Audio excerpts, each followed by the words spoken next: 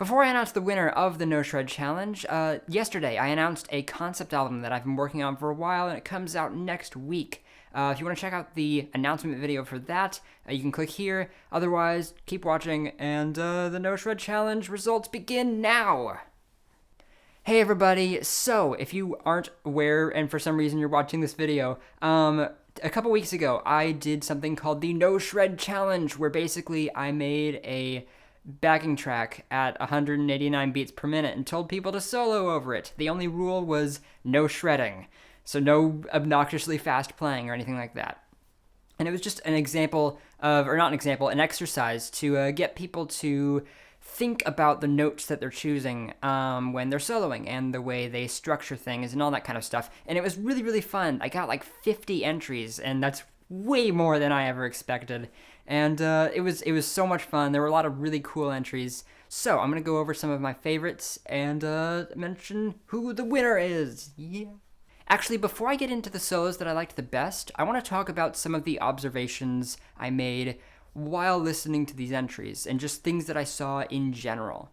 One of those was that there tended to be a lack of direction and movement in a lot of these entries.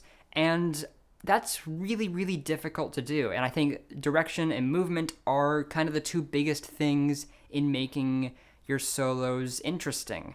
When I say movement, I mean it's difficult to make a solo sound interesting when you're staying at the same place on the neck the entire time. Not that it's impossible, there are exceptions to everything, but if you move around the neck, you're going to have a lot more options available to you to just kind of tell a story. You know, you're moving from place to place, and you can make things a little bit more interesting that way. In terms of direction, I think a lot of that has to do with structure, and a lot of that can be remedied with motifs. So motifs would be little rhythmic or melodic ideas that get repeated or altered throughout a solo or a melody or whatever. And it just provides your brain something to kind of focus on, something to say, okay, I heard that earlier. And it just provides a little bit of structure to your solo.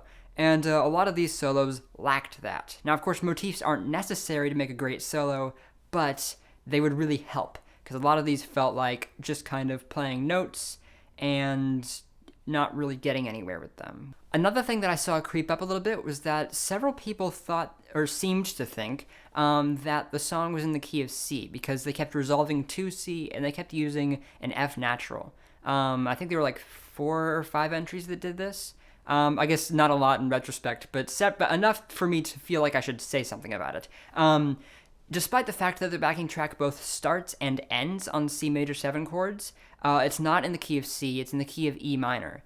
And as is noted on the PDF with the little sharp in the key signature. So I think it's just an important observation to listen for the tonal center, because the first and last chord of a song don't necessarily correlate with the tonic.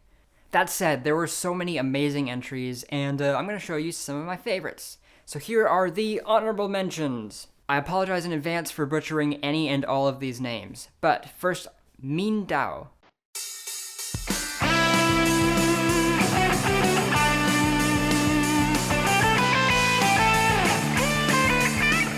I really enjoyed this one because his technique and his tone were both amazing, and I think the ideas that he presented in the solo were really nicely crafted.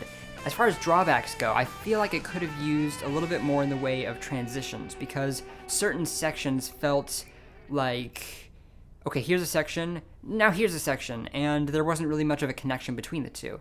In addition, I felt like it could have used a little more syncopation, just to kind of help with the rhythm some.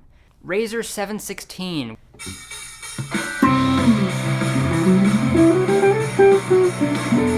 Razor 716, which I assume he's a jazz player. There's a lot of dissonance in this track, and in this case, I think it's dissonance used very well.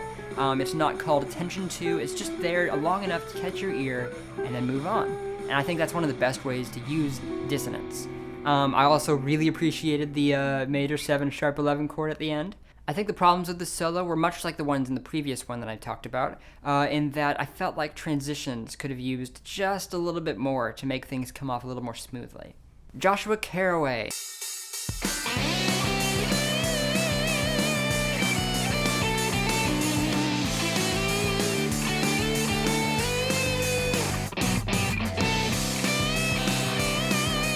So Josh was a really good friend of mine, and he debated about whether or not he was going to upload his at all. And I told him to go ahead and do it because I really wanted to hear it, and I'm really glad that he did post it because it's really, really good. Technique aside, because there are some, bends and little things here and there that were a little bit out of tune and stuff. Technique aside, I feel like the ideas that he presented in this solo were really, really good. There were certain things, like, again, transitions, especially around that B7 chord, I felt could have been a little bit smoother. And also the octaves towards the end, there are a couple out of key notes, which I think were mistakes. And yeah, but otherwise, I think the ideas presented were really nice. The phrases were nicely compartmentalized, and that's something I wanted to point out as well, is that some of the strongest phrasing came from people who allowed rests in their playing. They stopped playing for at least one beat and kept going. And I feel like that really, really helped compartmentalize phrases and make them easier to take in and a little bit easier to digest and understand. And in turn makes for a more memorable solo, in my opinion. El Matador something or another.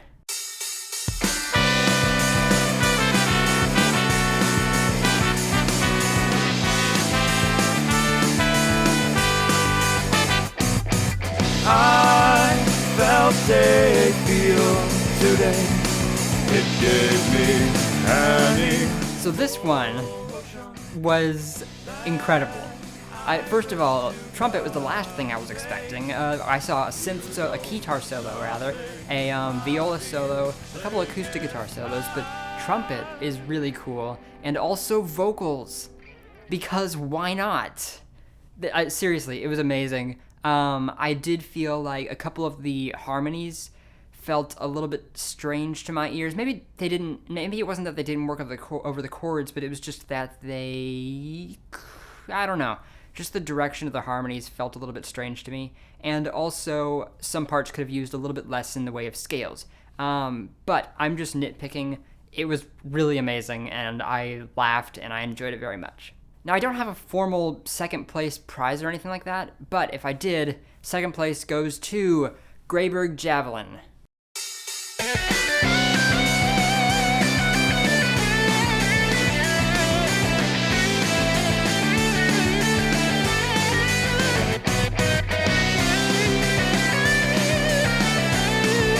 This solo is amazing. I kept listening to it over and over, and I learned how to play it because it's so much fun. I love it.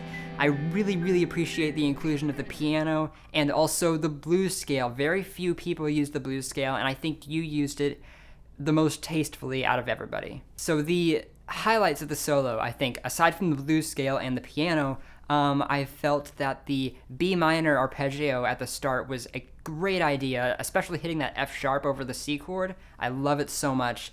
And as far as drawbacks go, I felt that some of the transitions between sections, I felt like they could have used, more transitions because, little notes held out. And I was expecting, okay, are we going to at least maybe slide down and slide back into the next part? And there was nothing like that. And certain parts, especially towards the end of the first half of the solo, I felt could have used more structure. Maybe it was because you resolved so much to E. I'm not really entirely sure how to talk about it specifically, but I'm kind of nitpicking here. It was really, really good, and I really appreciated it. There were just little imperfections that I felt it made it a very, very close second to me. So, number one and the winner of the No Shred Challenge is Russell Gordon.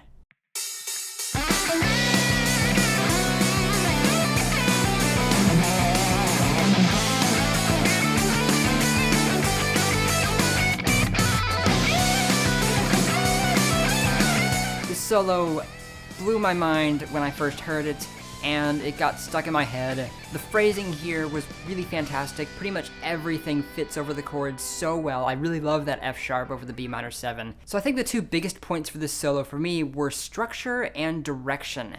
I think the solo was very well structured in that it had motifs, and these little rhythmic and melodic ideas helped define sections and made it a little bit easier to digest, a little bit easier to listen to, and it gave me a little anchor to kind of latch onto when I was listening, and I think that really helped make the solo very strong. as well as direction and movement. I think, so it started out low, it went up high, and it slowly made its way up the fretboard in a way that sounded very natural. So I think it was a fantastic example of how to use movement effectively to add energy to a solo. I think the only drawbacks to this solo for me were right near the end. I think that little trill motif kind of overstayed its welcome because it was in the part previously, and I was kind of expecting something a little bit different for the ending. And in addition, there was a very prominent C and G that were being played over the B minor 7 chord, which clashed a little bit. But outside of that, I think it was an absolutely fantastic solo. First prize. Thank you so much. It was really awesome. So that's the No Shred Challenge. It was so much fun, and I really want to do another one of these in the future. Maybe not a No Shred Challenge, but I want to do some kind of interesting challenge for you guys. You can check out all of these videos in the playlist that I'll be linking in the description. Thank you everybody for watching, and I'll see you guys next time.